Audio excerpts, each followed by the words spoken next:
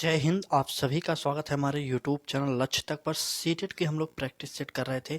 कई लोगों की डिमांड थी कि हम आपको एसएसटी की भी प्रैक्टिस सेट लेकर आए, तो चलिए आज हम एसएसटी की प्रैक्टिस सेट लेकर आए हैं। आपको पता होगा जो सामाजिक विज्ञान है वह 60 नंबरों का आपके पेपर में पूछा जाता है। 60 नंबरों का प्रश्न आता है आपके पेपरों में। 60 प्रश्न 60 नंबर का, ठीक है। 60 प्रश्न होते हैं 60 नंबर का, बहुत ही महत्वपूर्ण होते हैं।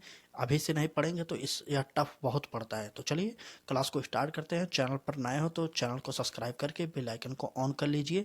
इस बार सीटेट जो जुलाई में होगा आपका पेपर, आपके पेपर के लिए अभी से तैयारी करिए, ठीक है। चलिए क्लास को स्टार्ट करते हैं। क्लास पर पहली बार आए हैं तो शेयर कर दीजिए, उसके बाद क्लास को देखिएगा, ठीक है। चलिए पहला प्रश्न देखते हैं।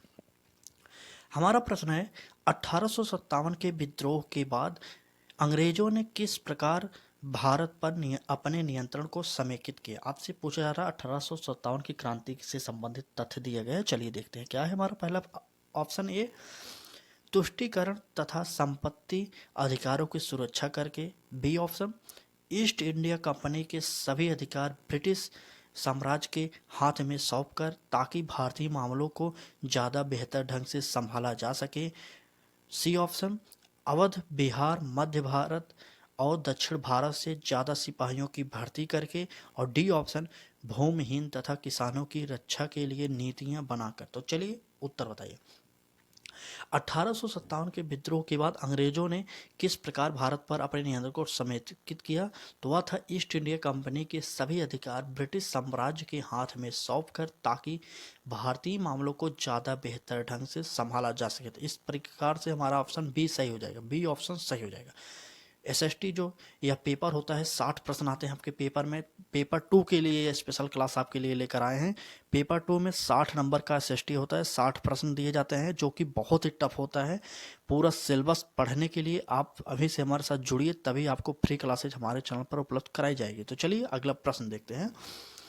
अगला प्रश्न है हमारा, प्रश्न है निम्नलिखित में से क्या प्रतिनिधि लोकतंत्र की विशेषता नहीं है। यहाँ पर देख लीजिए नेगेटिव शब्द पूछा गया है। प्रतिनिधि लोकतंत्र की विशेषता नहीं है आपसे पूछा गया। चलिए ए ऑप्शन देखते हैं, जनता को मतदान का अधिकार। बी ऑप्शन, मतदान द्वारा प्रतिनिधि का चुनाव। सी ऑप्शन, प्रतिनिधियों के हाथ में निर्णय निर्माण की प्रक्रिया। और डी ऑप्शन, जनता के निर्णय निर्माण की प्रक्रिया में प्रत्यक्ष सहभागिता। तो चलिए बताइए उत्तर क्या होगा। चलिए लोकतंत्र की विशेषता पूछा गया जो नहीं है, तो चलिए ए ऑप्शन देखते हैं, जनता को मतदान का अधिकार। आपको पता होगा कि लोकतंत्र में मतदान का अधिकार होता है, इसलिए हमारा यह सही था, इसलिए हमारा यह गलत हो जाएगा, क्योंकि जो सही है वह गलत हो जाएगा। यहाँ पर हमें नेगेटिव शब्द चुनना है। बी ऑप्शन देखते हैं, मतदान द्वारा प्रतिनिधि का चुनाव। आपको भी पता होगा भारत में मतदान द्वारा ही प्रतिनिधि चुने जाते हैं, तो यह भी ऑप्शन सही था, इसलिए हमारा ये ऑप्शन गलत हो जाएगा। सी ऑप्शन देखते हैं, प्रतिनिधियों के हाथ में निर्णय निर्माण की प्रक्रिया। तो चलिए यह भी सही था, इसलिए यह भी गलत हो गया, तो हमारा डी ऑप्शन सही हो जाएगा, क्योंकि यही रॉन्ग आंसर है। क्योंकि जनता के निर्णय निर्माण की प्रक्रिया में प्रत्यक्ष सहभागिता यह नहीं होता। जो भी होता है, जो हम चुनते हैं, जिनको प्रतिनिधि अपना चुनाव करके जिनको हम चुनते हैं, वही निर्णय निर्माण प्रक्रिया में प्रत्यक्ष सहभागिता करते हैं, ठीक है। इसलिए यहाँ पर जनता कहा गया, तो इसलिए हमारा ये गलत हो जाएगा। हमारा इस ऑप्शन में डी ऑप्शन रॉन्ग था, इसलिए यही हमारा सही हो जाएगा, क्योंकि यह यहाँ पर गलत पूछा गया था। चलिए अगला प्रश्न देखते हैं।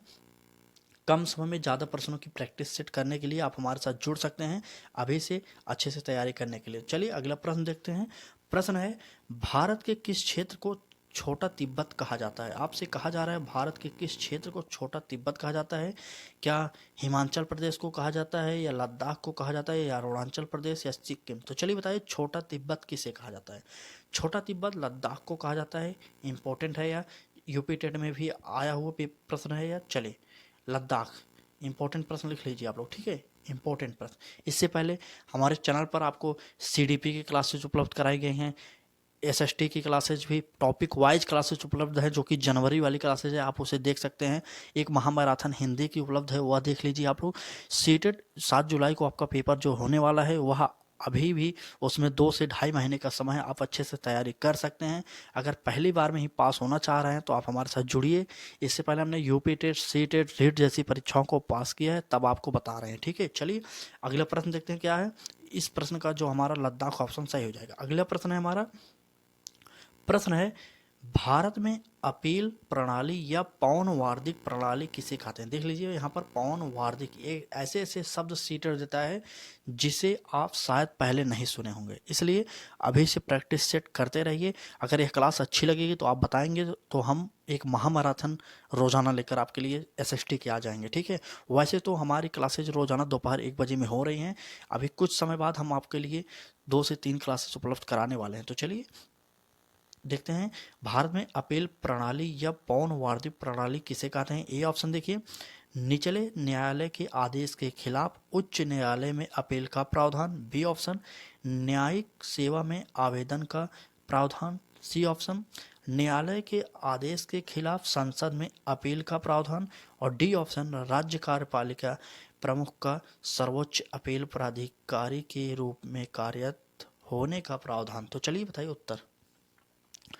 प्रश्न थोड़े से टफ होंगे, यही समझ लीजिए जो सबसे सरल प्रश्न हुए हैं वही हम आपको प्रोवाइड कर रहे हैं, क्योंकि अभी इससे भी टफ एसएसटी प्रश्न पूछता है। एसएसटी अगर आप अच्छे से नहीं पढ़ेंगे तो आप यकीन मारिए कितने भी तुक्का मारेंगे 20 से 25 प्रश्न से ज़्यादा आप सही नहीं कर सकते। इसलिए एसएसटी में अच्छा नंबर लाने के लिए आपको पढ़ना पड़ेगा, क्योंकि 60 प्रश्न आते हैं, यह मेरिट बनाने में आपकी बहुत हेल्प करेंगे, ठीक है। चलिए इस प्रश्न का उत्तर बताइए। तो इस प्रश्न का जो उत्तर हो जाएगा वह हो जाएगा, निचले न्यायालय के आदेश के खिलाफ उच्च न्यायालय में अपील का प्रावधान ही पौनवार्दिक प्रणाली है, ठीक है। चले, ए ऑप्शन सही हो जाएगा, ए ऑप्शन सही हो जाएगा। अगला प्रश्न देखते हैं। क्लास कैसी लग रही है? क्लास अच्छी लग रही है तो लाइक कर दीजिए, अगर चैनल पर नए हो तो शेयर जरूर करिएगा। पूरी क्लास रोजाना देखिएगा, चाहे लाइक करिए या शेयर करिए या कुछ ना करिए, लेकिन क्लास रोजाना पूरी देखिएगा, क्योंकि अभी भी आपके पास समय है। आप नहीं देखेंगे तो बाद में आप पछताएंगे जरूर, ठीक है। चलिए अगला प्रश्न देखते हैं। भूगोल से संबंधित प्रश्न आ गया इसमें, क्योंकि आपको पता होगा कि एसएसटी में सभी सब्जेक्ट आते हैं, जैसे इतिहास, भूगोल, अर्थशास्त्र, पॉलिटी, ये सभी चारों सब्जेक्ट को लेकर एसएसटी बनाया गया है। तो चलिए भूगोल का यह प्रश्न देखते हैं।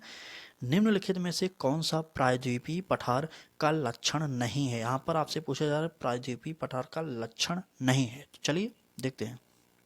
ए ऑप्शन, इस पठार पर पश्चिम की ओर बहने वाली महानदी और कृष्णा नदियां मौजूद हैं। बी ऑप्शन, यह उत्तरी मैदानों के दक्षिण में स्थित है। सी ऑप्शन, इसके उत्तर पश्चिम में अरावली श्रृंखला स्थित है। और डी ऑप्शन, जहां कोयला एवं लौह अयस्क जैसे खनिजों की प्रचुरता है। तो चलिए बताइए प्रायद्वीपीय पठार का लक्षण क्या नहीं है इसमें। चलिए यहाँ पर देखिए, जहाँ पर कोयला और लौह अयस्क जैसे खनिजों की प्रचुरता है, जी नहीं, यहाँ पर प्रचुरता नहीं है। आपको पता होना चाहिए यहाँ पर प्रचुरता नहीं है, इसलिए गलत हो जाएगा। चलिए सी ऑप्शन रखते हैं, इसके उत्तर पश्चिम में अरावली श्रृंखला है, यह भी गलत हो जाएगा। तो हमारा जो सबसे बेस्ट होगा ए ऑप्शन सही हो जाएगा, ठीक है। यही यही हमारा गलत हो जाएगा, क्योंकि यहाँ पर प्रचुर मात्रा में कोयला खनिज नहीं पाए जाते, ये सही है। चलिए यहाँ पर गलत आंसर पूछा गया था, तो ये हमारा ए ऑप्शन सही हो जाएगा इस प्रश्न के अकॉर्डिंग। चलिए इस प्रश्न के अकॉर्डिंग सही हो जाएगा, क्योंकि आपको एक बात का हमेशा ध्यान रखना पड़ेगा, क्योंकि जो यहाँ पर है या नहीं है ये ध्यान से पढ़ना पड़ेगा आपको सीटेट में, क्योंकि इसी से काफ़ी लोग उलझ जाते हैं। तो इस बार आपको ध्यान से पढ़ना पड़ेगा, क्योंकि अभी से देखेंगे तभी काम होगा। चलिए अगला प्रश्न देखते हैं। अगला प्रश्न है, देखिए यह भी भूगोल का है। एसएसटी मतलब चारों सब्जेक्ट कंबाइंड होते हैं, इसलिए हमने भी जो प्रश्न लाए हैं आपके लिए चारों सब्जेक्ट को मिलाकर उपलब्ध कराया गया। तो चलिए प्रश्न देखते हैं। प्रश्न है हमारा, निम्नलिखित में से कौन सा कथन अफ्रीका के बारे में सही है? देखिए यहाँ पर सही पूछा गया है, पॉजिटिव शब्द, ठीक है। चलिए ए ऑप्शन देखते हैं, इसके पश्चिम में यूराल पर्वत है जो इसे एशिया से अलग करता है। बी ऑप्शन, अफ्रीका का बहुत बड़ा भाग दक्षिणी गोलार्ध में स्थित है। सी ऑप्शन, यह एक ऐसा महाद्वीप है जिससे होकर कर्क रेखा, विषुवत रेखा और मकर रेखा गुजरती है। और डी ऑप्शन, गोभी मरुस्थल इस महाद्वीप में स्थित है। यह एकदम सिंपल प्रश्न है, आप अगर थोड़े से भी पढ़े होंगे, कहीं पर भी आप भूगोल पढ़े होंगे, आपको यह प्रश्न आराम से आ जाएगा, क्योंकि यह प्रश्न जो है इम्पोर्टेंट के साथ साथ एकदम सरल भी है। क्योंकि आपको पता होगा इस प्रश्न का हमारा सी ऑप्शन सही हो जाएगा। सी ऑप्शन, क्योंकि अफ्रीका महाद्वीप से ही कर्क रेखा, विषुवत रेखा और मकर रेखा, तीनों रेखाएं अगर किसी देश से गुजरती हैं, किसी महाद्वीप से गुजरती है, तो वह हो जाएगा अफ्रीका महाद्वीप में, ठीक है। चलिए सी ऑप्शन सही हो जाएगा।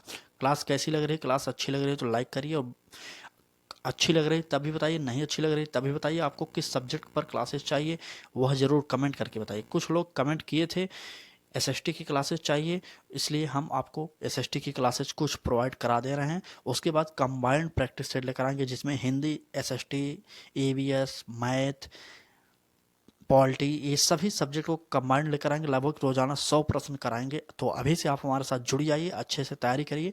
जैसे पहली बार में पास करना आपको चाह रहे हैं तो कर सकते हैं। तो चलिए इस शेयर कर दीजिए एक बार क्लास को। अगला प्रश्न देखते हैं। प्रश्न है हमारा, भारत के दक्षिणी भागों विशेषकर तमिलनाडु और आंध्र प्रदेश में शरद ऋतु में वर्षा होती है, क्योंकि आपसे कहा जा रहा है दक्षिणी भाग जो कि तमिलनाडु और आंध्र प्रदेश में शरद ऋतु मतलब ठंडी में बारिश होती है, क्यों होती है। चलिए ये ऑप्शन देखते हैं। पवन स्थल भागों से लौटकर अरब सागर की ओर प्रवाहित होती है। बी ऑप्शन, पवन स्थल भागों से लौटकर बंगाल की खाड़ी की ओर प्रवाहित होती है। सी ऑप्शन, पवन अरब सागर से बंगाल की खाड़ी की ओर प्रवाहित होती है। और डी ऑप्शन, पवन बंगाल की खाड़ी से अरब सागर की तरफ प्रवाहित होती है। तो चलिए बताइए तमिलनाडु और आंध्र प्रदेश में शरद ऋतु में वर्षा क्यों होती है। इस प्रश्न का उत्तर बताइए आप लोग। चलें शेयर कर दीजिए एक बार क्लास को, अधिक से अधिक शेयर करिए, ठीक है। चलिए शेयर करिए और लाइक करिए, चैनल को सब्सक्राइब करिए या ना करिए आपकी इच्छा, लेकिन शेयर सब्सक्राइब छोड़ दीजिए, सिर्फ आप पढ़िए। पूरी क्लास को रोजाना देखिएगा। दोपहर 1 बजे में हमारी क्लासेज होती हैं। अगर आप अभी से नहीं पढ़ेंगे तो यकीन मानिए आप अंतिम समय में कितना भी पढ़ लें अच्छा नंबर नहीं ला सकते, क्योंकि सीटेड प्रैक्टिस मांगता है। अगर अधिक से अधिक प्रैक्टिस सेट करेंगे तभी आपको कामयाबी मिलेगी। तो चलिए इस प्रश्न का जो सही उत्तर हो जाएगा सी ऑप्शन, पवन अरब सागर से बंगाल की खाड़ी की ओर प्रवाहित होती है जिससे तमिलनाडु और आंध्र प्रदेश में शरद ऋतु में वर्षा होती है। तो हमारा सी ऑप्शन सही हो जाएगा, सी ऑप्शन, ठीक है। चलिए इस प्रश्न का जो उत्तर हो जाएगा वह हो जाएगा सी ऑप्शन, ठीक। चलिए अगला प्रश्न देखते हैं। अगला प्रश्न है, देखिए यह प्रश्न इंपॉर्टेंट है, यहाँ पर इंपॉर्टेंट लिखते चलिए, ठीक है। आप अगर नोट्स बना रहे हैं तो कुछ प्रश्नों को आप नोट करते रहिए। चलिए प्रश्न है, निम्नलिखित में से कौन भ्रंशोत पर्वत है। भ्रंशोत पर्वत यहाँ पर, ठीक है, भ्रंशोत ले लीजिए, भ्रंशोत पर्वत। चलिए वासजेस पर्वत हो जाएगा, हिमालय पर्वत की, अपलेसियन की, यूराल। चलिए भ्रंशोत पर्वत कौन सा है, उत्तर बताइए। चलिए तो वह हो जाएगा वासजेस पर्वत, ए ऑप्शन सही हो जाएगा। ए ऑप्शन, वासजेस पर्वत को ही भ्रंशोत पर्वत कहा जाता है निम्न में से, ठीक है। चलिए अगला प्रश्न देखते हैं। अगला प्रश्न है हमारा, प्रश्न है, अंतरिक्ष से प्रवेश करने वाले उल्का पिंड वायुमंडल की किस परत पर आने पर जल जाते हैं। आपसे कहा जा रहा है अंतरिक्ष से प्रवेश करने वाले उल्कापिंड वायुमंडल की किस परत में आने पर जल जाते हैं। क्या हो जाएगा, समताप मंडल, मध्य मंडल, बाह्य मंडल, बहिर्मंडल। चलिए बताइए, कमेंट करके आप लोग उत्तर बताते रहिए। क्लास की स्पीड कैसी है आप यह भी कमेंट करके बताइए। क्लास समझ में आ रही है कि नहीं समझ में आ रही है यह भी बता दीजिए, क्योंकि पढ़ना आपको है, हमें क्या, हम तो आप जल्दी जल्दी बता देंगे। समझना और पढ़ना आपको है, तो फिर आपका ही दायित्व बनता है। आप कमेंट करके जरूर बताइए कि क्लास कैसी लग रही है, ठीक है। चले तो आपको पता होना चाहिए कि जो उल्का पिंड होते हैं वो मध्य मंडल में आकर आग पकड़ लेते हैं। तो ये हमारा बी ऑप्शन, मध्य मंडल, इसका सही ऑप्शन हो जाएगा। अंतरिक्ष से प्रवेश करने वाले उल्का पिंड वायुमंडल के मध्य मंडल में आने पर जल जाते हैं। तो हमारा बी ऑप्शन सही हो जाएगा। चले क्लास को शेयर कर दीजिए। आपके लिए सीटेट स्पेशल है हमारा चैनल, सीटेट स्पेशल, टीचिंग स्पेशल, जैसे UP TET, C TET, super TET, BPSC जो टीआरई हुआ, यह सभी परीक्षाओं की तैयारी हमारे चैनल पर आपको निःशुल्क कराई जाती है, क्योंकि टीचिंग एग्जाम की बात हमारे चैनल पर सिर्फ की जाती है। चलिए तो अगला प्रश्न देखते हैं। प्रश्न है, ऋतु प्रवास जुड़ा है। आपसे कहा जा रहा है ऋतु प्रवास किससे जुड़ा है। चलिए ए ऑप्शन, ऐसे स्थान जहां बस्तियां विकसित होती हैं। बी ऑप्शन, लोगों की आवागमन से। सी ऑप्शन, घरों के पास पास बसावट से। और डी ऑप्शन, एक छोटे घर के पौधे रखने का कृत्रिम अहाता से। तो चलिए बताइए उत्तर। आपसे पूछा जा रहा है, चलिए ऋतु प्रवास से जुड़ा हुआ क्या है। इस प्रश्न का उत्तर, ऋतु प्रवास मतलब लोगों के आवागमन से। तो हमारा बी ऑप्शन सही हो जाएगा। इस प्रश्न में कुछ है नहीं, अगर आप थोड़ा भी कॉमन सेंस यूज कर लेंगे। ऋतु प्रवास का मतलब होता है लोगों के आवागमन से। हमारा बी ऑप्शन सही हो जाएगा। चले बी ऑप्शन सही हो जाएगा। अगला प्रश्न देखते हैं। प्रश्न है हमारा, चलिए प्रश्न है हमारा, ब्राजील के कंपोज और वेनेजुएला के लानोस उदाहरण है, किसके उदाहरण है? ए ऑप्शन भूमध्य सागरीय वनस्पति के, बी ऑप्शन शीतोष्ण कटिबंधीय घास स्थल के, और सी ऑप्शन टुंड्रा प्रकार की वनस्पति के, और डी ऑप्शन उष्ण कटिबंधीय घास स्थल के। तो चलिए बताइए, ब्राजील के कंपोज और वेनेजुएला के लानोस उदाहरण है, किसके उदाहरण है? चलिए कमेंट करिए, चलिए जल्दी जल्दी कमेंट करते रहिए आप लोग, चलिए कमेंट करिए। ब्राजील के कंपोस्ट और वेनेजुएला के लानोस उदाहरण किसके उदाहरण है? तो उष्ण कटिबंधीय घास स्थल के उदाहरण है। तो हमारा डी ऑप्शन सही हो जाएगा, डी ऑप्शन सही हो जाएगा। इस प्रश्न के अकॉर्डिंग डी ऑप्शन सही हो जाएगा। चलिए डी ऑप्शन सही हो जाएगा।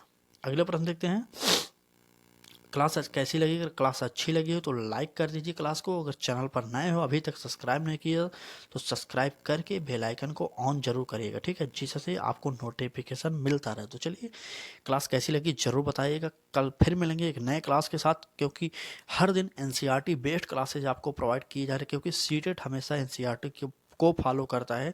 तो आपके लिए सभी क्लासेज महत्वपूर्ण है। आपको किस टॉपिक से या किस सब्जेक्ट्स की क्लासेस चाहिए वह आप जरूर कमेंट करके बताइए, क्योंकि आपके अकॉर्डिंग ये हमारे चैनल पर क्लासेज प्रोवाइड कराई जा रही है अभी, क्योंकि अभी समय है। आपके अकॉर्डिंग जो आपको कठिन लगता है वह बताइए, आपके अकॉर्डिंग क्लासेज उपलब्ध करा दीजिए, क्योंकि अंतिम समय में आपको महामैराथन क्लासेज लगभग 50 मैराथन क्लासेज उपलब्ध कराई जाएगी। जैसे ही 50 दिन शेष रह जाएंगे आपको महामैराथन क्लासेज उपलब्ध कराई जाएगी। तो चलिए आज की क्लास में बस इतना है। लाइक और शेयर और सब्सक्राइब कर दीजिएगा, ठीक है। चलिए आज की क्लास में बस इतना है।